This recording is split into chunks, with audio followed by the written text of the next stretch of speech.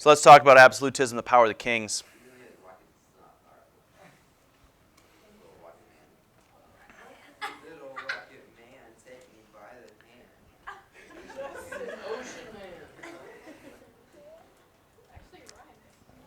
So when we look at the kings that lived during this time, the idea of absolutism is very prominent. So we're looking at the power of the kings here and the way that they ruled. And we've already talked about absolutism and what it looks like.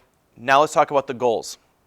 For the people who are ruling their countries during this time period, one of the main goals is to increase control over the finances, religion, and nobility. Those are the three key areas that you want to gain control over. Finances, religion, and nobility. Obviously, if you have access to the finances, you're going to be able to spend the money wherever you want to. If you have access to religion or you have control over religion, you're going to be able to then control the people's eternal destiny, or at least make them think that you do. And nobility are the most influential people in your land. And so if you have control over them, they are going to help influence the masses of the common people. Is that why Louis wanted all of the lords and ladies to live under the same palace? Yes. And that's also part of the reason why he built that palace and invited the lords and ladies to come have a good time at the palace, because he wanted to keep them happy. Oh, I read that it's worse. Well, yeah, okay, there was some force involved in there. Really, care about the poor people Yeah. because he didn't need them. Right. So, in addition to having access or control over finances, religion, nobility, you also want to make your army bigger. I think the reason there is pretty obvious, and develop a strong navy. And then they would do whatever they could to increase the size of the government. The bigger the government that an absolute ruler had, the easier it was for him to make the common people obey his will, for him to have control over them.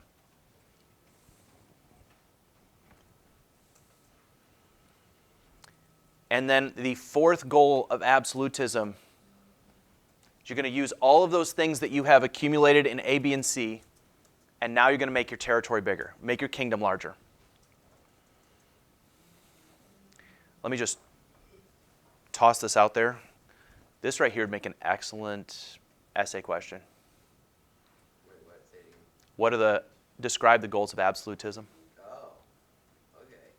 Just for those of you that are thinking ahead, or that would like some insight into a future learning activity.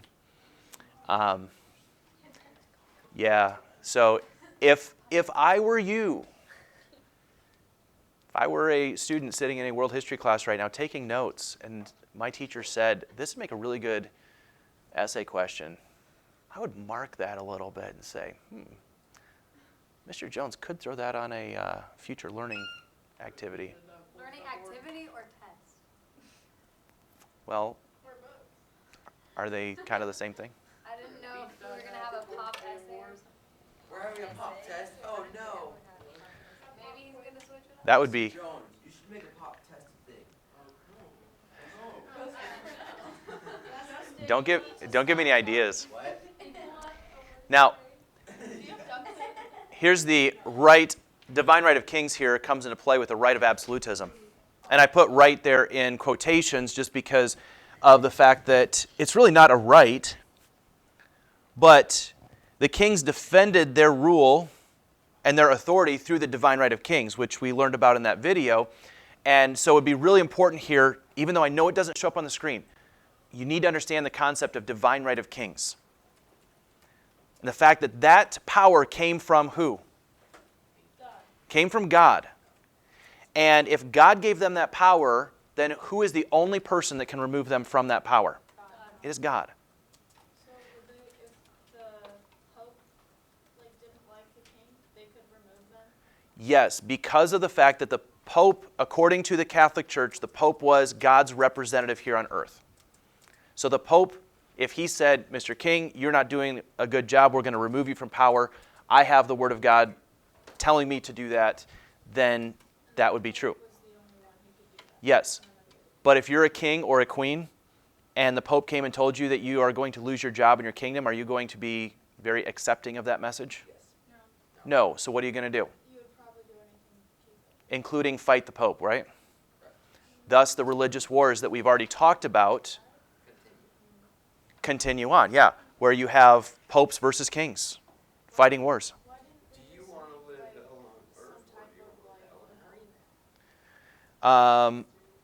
Well, sometimes they did try to make an agreement. Did it work? In some cases, it did. Sometimes there would be land or bribery that took place to allow the king to remain in power. Sometimes it depended on what the Pope really wanted and why he wanted that king out of power. And if the king couldn't provide an alternative solution, then the Pope would continue to pursue that. And the Pope had other kings that would support him and go to war against you to try to get you out of power. So that's how it worked. Julie? Did the king, like, honestly think that they were chosen? Yeah. Yeah. That's kind So they could pretty much elect anyone Okay. who wanted to be king, like as Pope. Like they had knocked someone out of power. It becomes a little more complicated when we get to that point. Can't necessarily go to that person because if the Pope believes in divine right of kings, that means if the Pope, let's just say the Pope knocks you out of power, he has to then follow your bloodline and appoint the next person in that divine right, in the family line. What if they believe that like that bloodline is no longer chosen? Then the Pope is admitting God made a mistake. But he's like the representative of God. Well, again, you are then, the Pope is admitting either I made a mistake or God made a mistake, and that does not go over well with the common people. So like even if he didn't like your family, he Yeah. still had to choose someone. Yeah. That Yeah. sucks. Now, oh man, there was a thought that I thought we needed to develop a little further there, and now I don't remember what that was. So, no, that's okay. Those are good questions. So if the king believes in divine right, then how does he have any accountability? He doesn't. So Chance, if you are the king, I'm going to pick on you just because you are our elder statesman here. You're going to be the king of our classroom for today. What does that mean for your power? If you are an absolute ruler in this classroom, what do you have the power to do? Anything you want. So You can tear down the wall. if I were to grant you that power, what would be one of the first things that you would do in that position? You might want to consider, you'd send who on a vacation? You on a vacation. Me on a vacation. I like that. I like that. Yeah. Yeah, that way we can get you out of here. So, okay. Now Chance is in charge. He's going to send me away on vacation. Is there anybody that can tell him no, that's not possible, or you can't do that? Are you the Pope in this situation? Okay. Well, you say Mr. Huizinger, but if you are really an absolute ruler, can he tell you no? Is he Anyone can tell him considered no, the but it's Well, not the you person. said I was the absolute ruler of this class. Yeah. Of the school. Right. Well, So, within this community, well, then if that's the case, he's not going to be concerned about that because he is over the whole school, not necessarily this classroom. So there's nobody that's going to be able to tell you no. So if Chance decided that he's going to send me away, he's going to now make all the decisions, and if he decided that he was going to assign homework to all the rest of you, even though I had said there was not going to be any homework, and you all don't like that, is there anybody that can tell him no? The Pope. Well, maybe, yeah, the Pope. Maybe. But you got to get him on your side. Point being is that he has no accountability. He can make any decision he wants. Nobody can contradict him or get him to change his mind. Did even the knights they were able to, or like people in high authority? Nope. Most of them worked for him. Yeah. Yeah. So let's jump into France. Oh yes, France. This is how absolutism comes into France. Who is Henry IV? Oh, we talked about him. We absolutely did. Is this the guy that was Protestant but got blackmailed by the Catholic Church? Yes. I remember. Okay, Haley remembers. This guy was Protestant. Remember when we had the religious war in France, where we had the Protestants against the Catholics. There was a lot of bloodshed. Remember the St. Bartholomew's Day massacre. And then after that, here comes Henry IV, and his famous quote is, Paris is As Paris does. Paris is worth the mass. worth the mass. There it is. Okay, same guy. We're trying to draw a connection here. So Henry IV becomes the new king of France out of that religious war. While he is king of France, he begins to reduce the power of the nobility. He makes the nobility less powerful. He also strengthens his own power as king. And he then is killed by a Catholic extremist. Would that be a Jesuit? Would be a Jesuit. Good. I was wondering if somebody would catch on to that.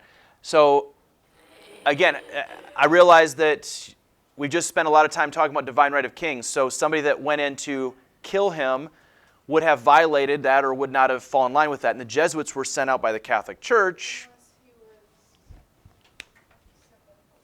Yeah, and that's probably part of what happened because Henry IV was Protestant at heart. Now, when he is gone and off the scene, the throne then goes to his son. This is Louis XIII. He is the son of Henry IV. He is 9 years old when his father is murdered. That'd be horrible. It would be pretty awful. So 9-year-old Louis XIII, he is too young to rule on his own, and so he is given a helper to allow him to run the country, and that helper's name was Cardinal Richelieu. Was it given by the Catholic Church? Not necessarily given by him, but Cardinal Richelieu kind of weaseled his way into good favor with the king's family. And so he was known as a trustworthy advisor before all of the deal went down. Yeah, could there have been something going on to do that? Perhaps. So Cardinal Richelieu comes in and he starts whispering things in the ear of Louis XIII and saying, here's how we need to do things. One of the things he's known for is going after the Huguenots.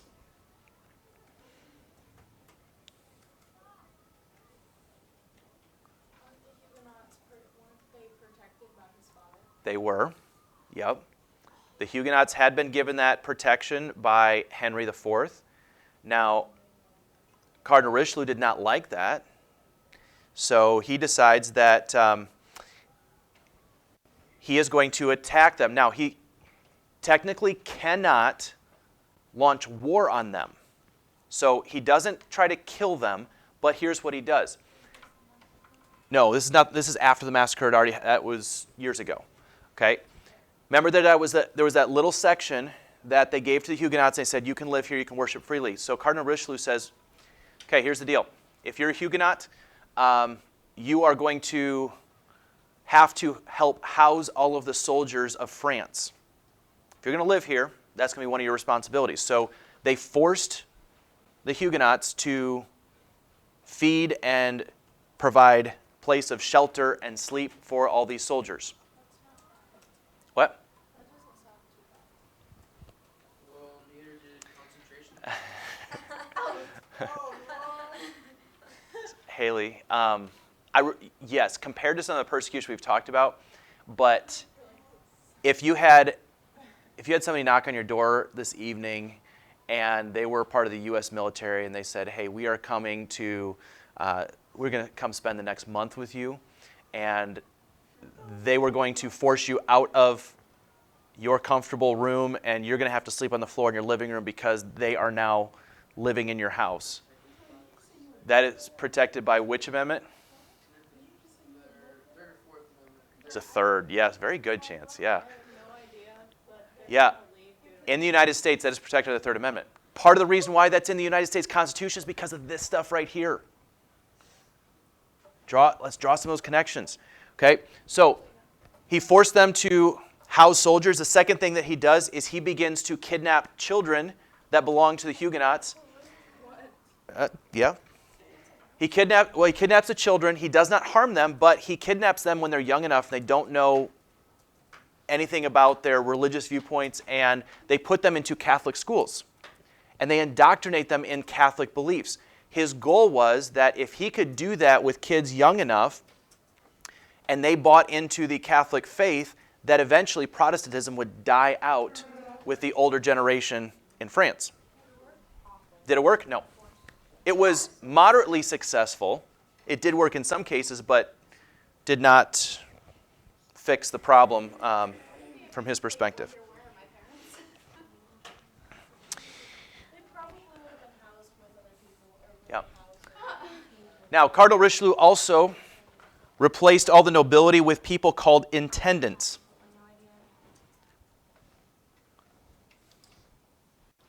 So, Rochelle, remind me, who are the nobility? The people living there. Okay, what is their social classification? All of them? Like, when we talk about nobility, who are we talking about in society? Justin, quiet. Who are we talking about in society? The nobles. Yeah, but what does that mean? Julie, help her out. They own land, and they are of what? No, I want to go to divine. Upper class, yes. Upper class, wealthy, oftentimes landowners. So he is going to replace the nobility here. Nobility were often the advisors to the king. And they would say, here's what we as the people would like to see happen. He replaced them, took them out, and he replaced them with intendants. Now, intendants... But he's taking advantage of a 9-year-old. Okay. Intendants here, they were very similar to...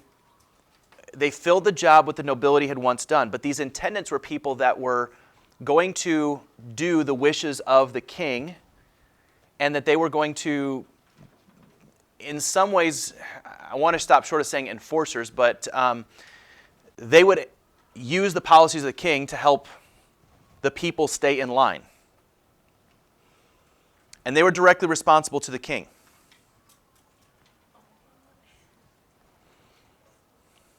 Well, So, like, what did they do with them nobility? they just fired them. No, the nobility were still there, but it's almost like, think of the nobility as the presidential cabinet and advisors there. So he fired them, and many of them had been there for a long time, and he brought in these guys that he wanted to have in their place. So we've already talked about the 30 Years' War. And because we've talked about the 30 Years' War, I'm only going to hit some highlights here from the French perspective. And this was the last great of the religious wars. We're talking about Protestantism versus Catholicism here. We have a number of nobles that revolt against the Catholic rulers. The nobility did not like the fact that Cardinal Richelieu had them replaced. And so they formed their own little army here. And they're going to now revolt and fight against the French Catholics that are under the leadership of Cardinal Richelieu. Well, as a result, the Protestants are absolutely demolished. The Protestants are on the losing side of the 30 Years' War.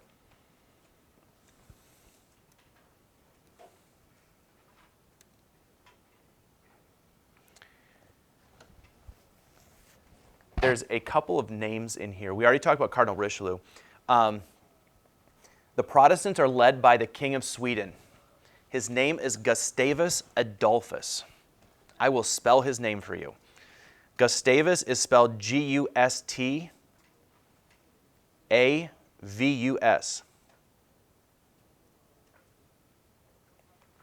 Gustavus Adolphus. A-D-O-L-P-H-U-S.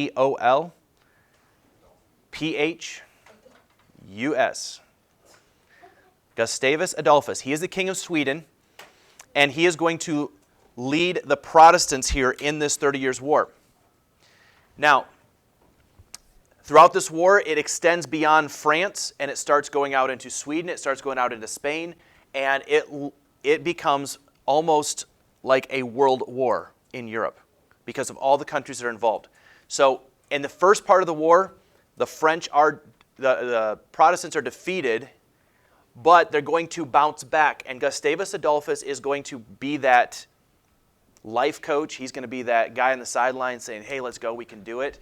He is going to pick up the Protestants, and they're going to fight back in this war. Maybe a little bit like that. Yeah. And who is the king of? He was the king of Sweden. Yep.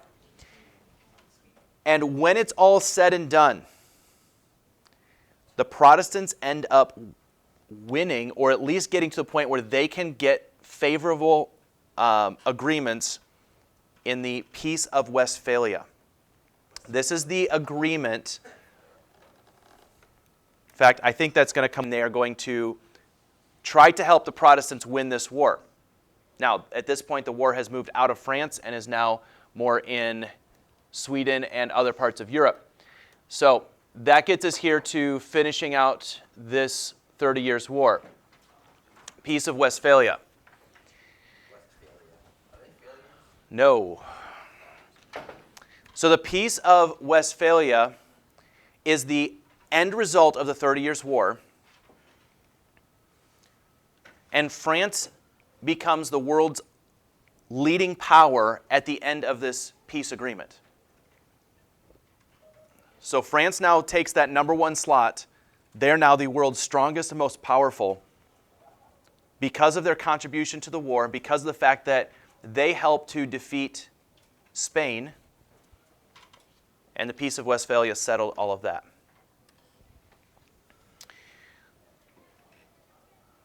A few years down the road here, both Cardinal Richelieu and Louis XIII die.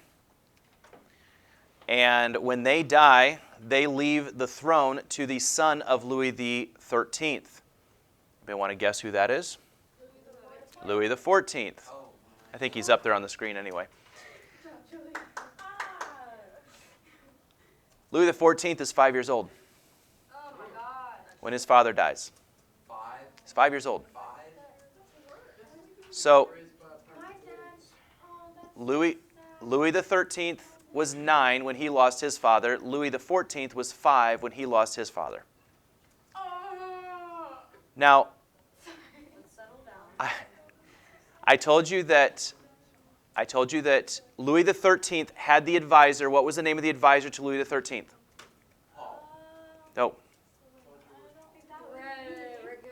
I might not. Oh. Richelieu. Okay, Cardinal Richelieu. Jules Mazarin is the advisor to Louis XIV. Okay. Now, yeah, it's pretty sad that happens. Hopefully it will give you some insight into why these guys make some of the decisions they make. Not to excuse it away, not to say it was okay, but the fact that they're going to make some tough choices, and they didn't have that strong male role model.